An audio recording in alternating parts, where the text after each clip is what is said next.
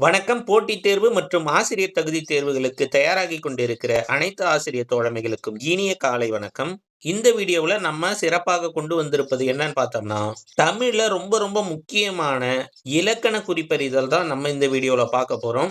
நீங்க எந்த விதமான தமிழ் கொஸ்டின் பேப்பர எடுத்து பார்த்தாலும் சரி, அதுல அதிகமாக கேட்கப்பட்டு இருப்பது எதுன்னு பார்த்தோம்னா, இந்த இலக்கண குறிப்பறிதலா தான் இருக்கும். அது ஆசிரியர் தகுதித் தேர்வா இருந்தாலும் சரி, அல்லது டிஎன்பிஎஸ்சி நடத்துற குரூப் எக்ஸாம்ஸா இருந்தாலும் சரி, எந்த மாரி கொஸ்டின்ஸ நீங்க எடுத்து பார்த்தாலும், அதுல முக்கிய இடம் பிடித்திருப்பது எதுன்னு பார்த்தோம்னா, இந்த இலக்கண குறிப்பறிதல் தான். அதனால இந்த இலக்கண குறிப்பறிதல மட்டுமே நம்ம ஒரே வீடியோவா கிட்டத்தட்ட ஒரு 16 தலைப்புகளுக்கான இலக்கண குறிப்பறிதல நம்ம இந்த வீடியோவுல பார்க்க போறோம். ஒவ்வொரு தலைப்புக்கும் கிட்டத்தட்ட 10 உதாரணங்கள நம்ம உங்களுக்காக எடுத்து வந்திருக்கிறோம்.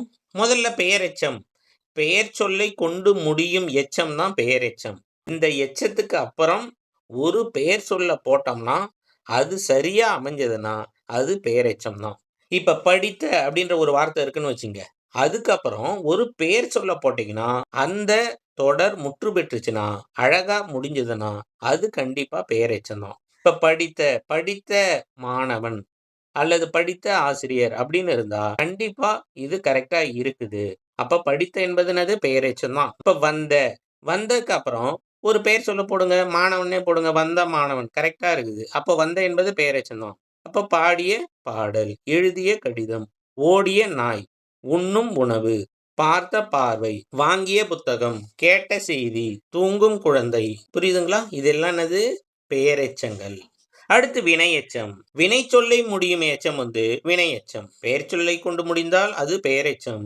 வினைச்சொல்லை கொண்டு முடிந்தால் அது வினையெச்சம். அதாவது வினைமுற்றை கொண்டு முடிவது. இப்ப எடுத்துக்காட்டா படித்துன்னு ஒரு வார்த்தை இருக்குது.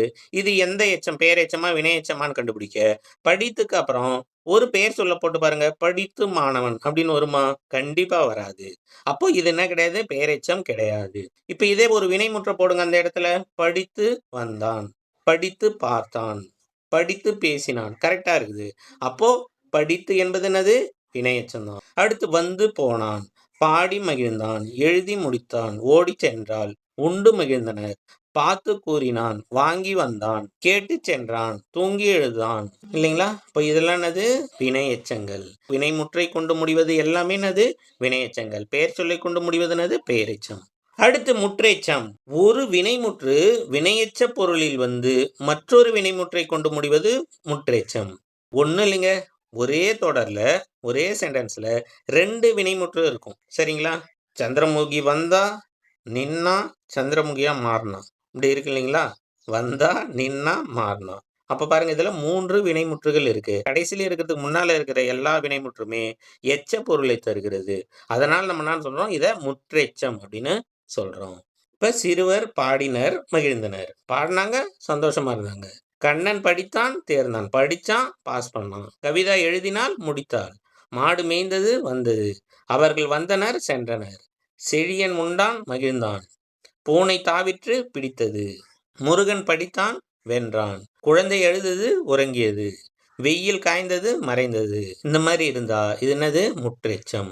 2 வினைமுற்று இருக்கும். 2 வினைமுற்று இருக்கிறப்ப, கடைசியில இருக்கிறது தான் வினைமுற்று. அப்ப முன்னால இருக்கிற வினைமுற்று என்னவாயிடும்னா, எச்ச பொருளை தரும். அதனால அத நம்ம என்ன சொல்றோம்? முற்றெச்சம் அப்படின்னு சொல்றோம். அடுத்து நம்ம பார்க்க போறது தெரிநிலை பெயரெச்சம். இப்ப நம்ம பெயரெச்சம் பார்த்தோம் இல்லைங்களா? அதுல வந்து 2 வகை இருக்கு. தெரிநிலை பெயரெச்சம், குறிப்பு பெயரெச்சம். நம்ம முதல்ல பார்க்க போறது தெரிநிலை பெயரெச்சம். காலத்தை வெளிப்படையாக காட்டும் பெயரெச்சத்த நம்ம என்ன சொல்றோம்? தெரிநிலை பெயரெச்சம் அப்படின்னு சொல்றோம். இப்ப படித்த மாணவன். இதுல படித்த என்பது தான் பெயரெச்சம். இந்த படித்த என்பது படித்து முடிச்சிட்டான். இறந்த காலத்தை காட்டுது. படிக்கும் பையன். இதுல பார்த்தீங்கன்னா, படிக்கும் என்பது எதிர்காலத்தை உணர்த்துது. பாடிய பாடல். இப்ப நீங்க சொல்லுங்க. பாடி என்பது இறந்த காலத்தை உணர்த்துது. உங்களுக்கு இந்த காலம்லாம் கேட்க மாட்டாங்க. காலத்தை காட்டுவது என்ன எச்சம்னா, அது தெரிநிலை பெயரெச்சம். அடுத்து எழுதிய கடிதம். இதுவும் பாஸ்ட் டென்ஸ். அதாவது இறந்த காலத்தை குறிப்பிடுது. எழுதுகின்ற கடிதம் அப்படின்னா என்னது? Present tense. நிகழ்காலத்தை குறிப்பிடுது. அப்போ இந்த மாரி காலம் காட்டுகிற பெயரெச்சத்த நம்ம என்ன சொல்றோம்? தெரிநிலை பெயரெச்சம் அப்படின்றோம். கொடுத்த பணம், கொடுக்கும் பணம், கேட்ட செய்தி, கேட்கும் செய்தி. அடுத்து நம்ம பார்க்க போறது 2வது பெயரெச்சம் குறிப்பு பெயரெச்சம். காலத்தை வெளிப்படையாக காட்டாமல் பண்பை உணர்த்தும் பெயரெச்சம் வந்து குறிப்பு பெயரெச்சம். இப்ப இதுல பார்த்தீங்கன்னா, காலம் வெளிப்படையாக தெரியாது. பண்பு மட்டுமே தெரியும். எடுத்துக்காட்டா நல்ல பையன், சிறிய வீடு, பெரிய மனிதன், இனிய பாடல், நீண்ட கயிறு, தூய உடை, கொடிய விலங்கு, பழைய புடவை, புதிய புத்தகம், சிறிய கோடு இல்லைங்களா? அடுத்து தெரிநிலை வினையெச்சம். காலத்தை வெளிப்படையாக காட்டும் வினையெச்சத்தை நம்ம என்ன சொல்றோம்? தெரிநிலை வினையெச்சம் அப்படின்னு சொல்றோம். இப்ப படித்து கொடுத்தான், வந்து போனான், எழுதி முடித்தான், ஆடி பார்த்தான், ஓடி போனான், தின்று தீர்த்தான். இப்ப இதெல்லாம் பார்த்தீங்கன்னா, காலத்தையும் வெளிப்படையாக காட்டுவதால் இதை நம்ம என்ன சொல்றோம்? தெரிநிலை வினையெச்சம் அப்படின்னு சொல்றோம். அடுத்து குறிப்பு வினையெச்சம். காலத்தை வெளிப்படையாக காட்டாமல் பண்பை உணர்த்தும் வினையெச்சத்தை நம்ம என்ன சொல்றோம்? குறிப்பு வினையெச்சம் அப்படின்னு சொல்றோம். இப்ப எடுத்துக்காட்டா மெல்ல வந்தான், விரைவாக சென்றான், அழகாக வரைந்தான், நன்று பேசினான் வராது, நன்றாக பேசினான் அப்படின்னு வரணும். கோபமாக பார்த்தான், சத்தமாக பாடினான், மெதுவாக கூறினான், மகிழ்ச்சியாக விளையாடினான், தீயென செய்தான், நேராக வந்தான். புரியுதுங்களா? இதெல்லாம் என்னது? குறிப்பு வினை எச்சம். அடுத்து நம்ம பார்க்க போறது பண்பு தொகை. பண்பு பெயர்களே பாத்தீங்கன்னா இன்னொரு பெயர் சொல்லோட சேர்ந்து ஒன்றோடு ஒன்று பிரிக்க முடியாமல் ஒரே வார்த்தையாக இணைந்து இருப்பதை நம்ம என்ன சொல்றோம்? பண்பு தொகை அப்படின்னு சொல்றோம். இப்ப நல்ல பையன்றத அப்ப பண்பு தொகையா அப்படின்னு கேட்கலாம். நல்ல பையன்றது பண்பு தொகையா வராது. ஏன்னா அது தனி வார்த்தையா இருக்குது. இதே சேர்ந்து இருக்குது அப்படின்னா அதை நம்ம என்ன சொல்றோம்? பண்பு தொகை அப்படின்னு சொல்லலாம். இப்ப நற்பண்பு அப்படின்னு சொல்றோம்னு வச்சுங்க. இப்ப நல்ல பண்புன்னா அது குறிப்பு பெயரெச்சம் ஆயிடும். இதே நற்பண்பு அப்படின்னா அது பண்பு தொகையாயிடும். புரியுதுங்களா? நல்ல பண்புனா குறிப்பு பெயரெச்சம், நற்பண்புனா பண்பு தொகை. அவ்வளவுதான். இப்ப எடுத்துக்காட்டா பைங்கூழ் அப்படின்றோம்.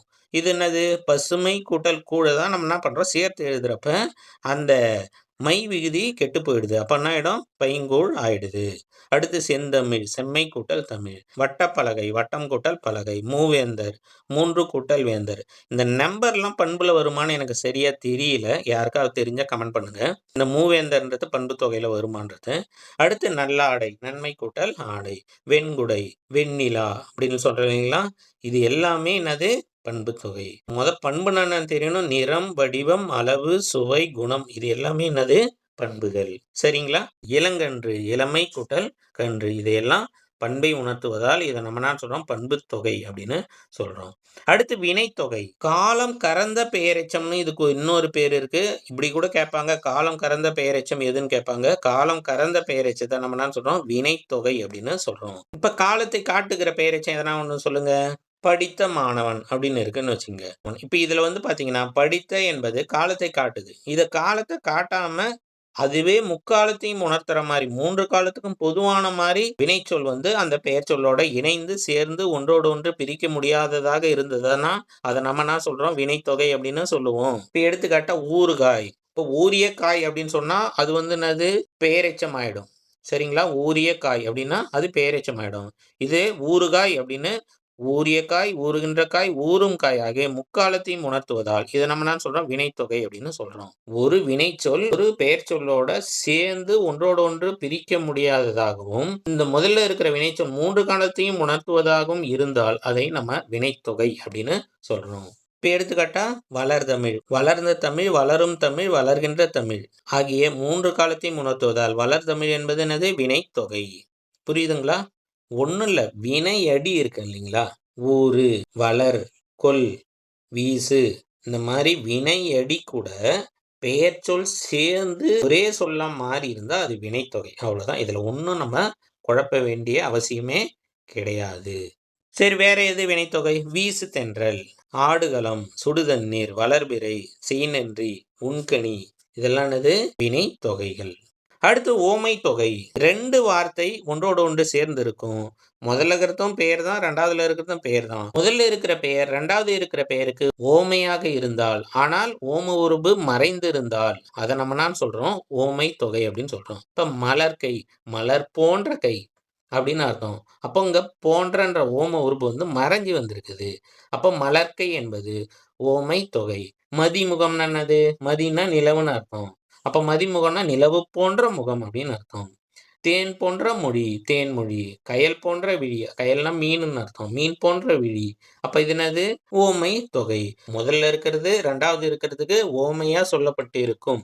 ஆனால் ஓம உருபு போன்ற, போல ஆகிய ஓம உருபுகள் நேரடியாக இல்லாமல் மறைந்து வந்திருந்தால் அதை நம்ம என்ன சொல்றோம்?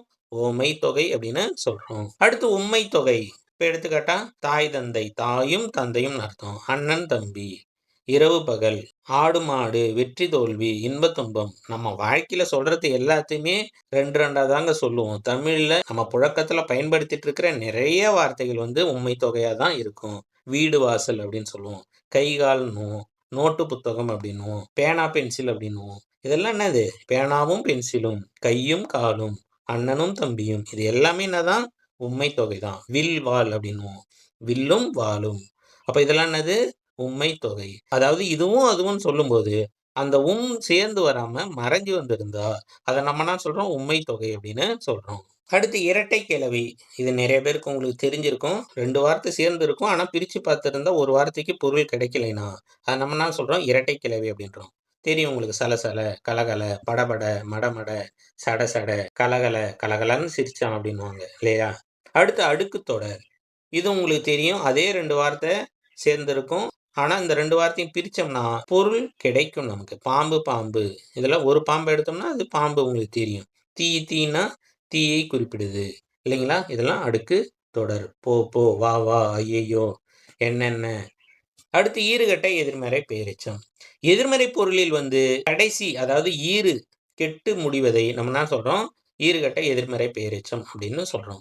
இதுல பாத்தீங்கன்னா ஒரு 3 விஷயங்கள் இருக்குது. நான் ஒவ்வொன்னா வரேன். முதல்ல பெயரெச்சம் உங்களுக்கு தெரியும். பெயரை கொண்டு முடிவது பெயரெச்சம். இப்ப வந்த மாணவன் இது பெயரெச்சம். இதே எதிர்மறை பெயரெச்சம்னா என்னது?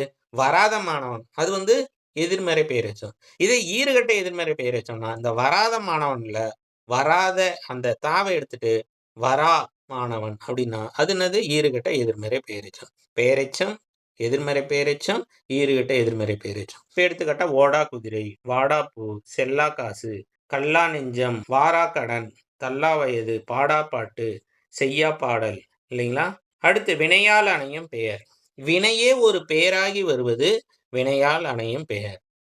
அதாவது ஒரு வினை ஒரு பெயர் சொல்லை அணைந்திருக்கும். இப்போ ஒரு பெயர் சொல் அவன் அப்படின்னு இருக்குன்னு வச்சுக்கேன். அது கூட ஒரு வினையை சேருங்க. வந்தான் அப்படின்னு இருக்குன்னு வச்சுக்கேன். இப்ப வந்தவன் அப்படின்னு இருந்தா அது வினையால் அணையும் பெயர். வந்தவன், சென்றவள், பேசியவள், பாடியவர், இதெல்லாம் என்னது? வினையால் அணையும் பெயர்கள். ஒரு பெயர் மேல ஒரு வினை அணைந்திருப்பது. அணைந்திருப்பதால் அதுவே என்ன ஆயிடும்? ஒரு பெயராகி விடும். இப்ப வந்தவன் அவன்தான், பாடியவள் அவள்தான், கேட்டவர் பேசினார்கள் இல்லைங்களா? இதெல்லாம் என்னது? வினையால் அணையும் பெயர் அப்படின்னு சொல்றோம். பொறுத்தார் பூமி ஆழ்வார், கற்றவர் உயர்வார், வென்றவன் அவன்தான் இல்லைங்களா? அடுத்து இரு பெயரொட்டு பண்பு தொகை. இது ரொம்ப ரொம்ப முக்கியமானது. இந்த இரு பெயரொட்டு பண்பு தொகை ஏன் ரொம்ப முக்கியமானதுன்னா பொது பெயர், சிறப்பு பெயர் ஆகிய 2 பெயர் இருக்கு. இப்ப எடுத்துக்கிட்டா பாம்பு என்பது பொது பெயர், சாறை என்பது சிறப்பு பெயர். அதாவது பாம்புல இருக்கிற ஒரு வகை தான் சாறை இல்லைங்களா? அப்போ இந்த சாறைன்றது பாம்போட ஒரு வகை. அது கூட பாம்பையும் பொது பெயரையும் சேர்த்து சாறை பாம்புன்னு சொல்றது என்னது? இரு பெயரொட்டு பண்பு தொகை. இந்த இரு பெயரொட்டு பண்பு தொகையில கண்டிப்பாக வல்லின ஒற்று வரும். ஒற்றெழுத்து மிகும் இடங்கள்ல முக்கியமானது இரு பெயரொட்டு பண்பு தொகையில வல்லொற்று மிகும். இப்ப எடுத்துக்காட்டா சாறை பாம்பு, மல்லிகைப்பூ, தக்காளி பழம், வாழை மரம். வாழைன்றது மரத்தின் ஒரு வகை. மரம் என்பது பொது பெயர். அப்போ வாழை மரம், சித்திரை திங்கள், காகம் பறவைன்னு வரக்கூடாது. இப்படி சொல்லலாம். சிட்டுக்குருவி சரிங்களா? மாமரம், பனைமரம், ரோஜாப்பூ, செம்பருத்தி பூ, இதெல்லாம் என்னது? இரு பெயரொட்டு பண்பு தொகைகள். குறிச்சு வச்சிங்க. இதை மட்டும் நீங்க நல்லா ரிவிஷன் பண்ணி எக்ஸாமுக்கு முன்னால் நல்லா பார்த்துட்டு போனீங்கன்னா இந்த பகுதியிலிருந்து இலக்கணம் குறிப்பறிதல் பகுதியிலிருந்து குறைந்தபட்சம் சிறப்பு ஆசிரியர் தகுதி தேர்வுல கண்டிப்பாக மினிமம் 3லிருந்து 5 மதிப்பெண்கள் வரைக்கும் இந்த பகுதியிலிருந்து மட்டுமே இடம்பெறும். கன்ஃபார்ம். சரிங்களா? அதனால தயவு செய்து இது ரொம்ப முக்கியமானது. இந்த பகுதியை நல்லா கத்துக்குங்க. இதுல எதனா சந்தேகங்கள் இருந்தா கண்டிப்பாக கமெண்ட் பாக்ஸ்ல கேளுங்க, சொல்றேன். நீங்க பாஸ் பண்ணுன்ற ஒரே காரணத்துக்காக பல்வேறு விஷயங்களை தேடி தேடி எடுத்துட்டு வரேன். நம்முடைய சேனல் அறிவுமதி அகாடமி சப்ஸ்கிரைப் செய்து நமக்கு ஆதரவை தெரிவிங்க. இந்த வீடியோவோட PDF என்கிட்ட இருக்கு. அது தேவைப்படுறவங்க இந்த வீடியோவுக்கு லைக் பண்ணிட்டு கமெண்ட் பாக்ஸ்ல எஸ்ன்னு சொல்லிட்டு கமெண்ட் பண்ணுங்க. நான் உங்களுக்கு இந்த வீடியோவோட PDF தரேன். படிப்போம், உயர்வோம். Thank you, bye bye, take care.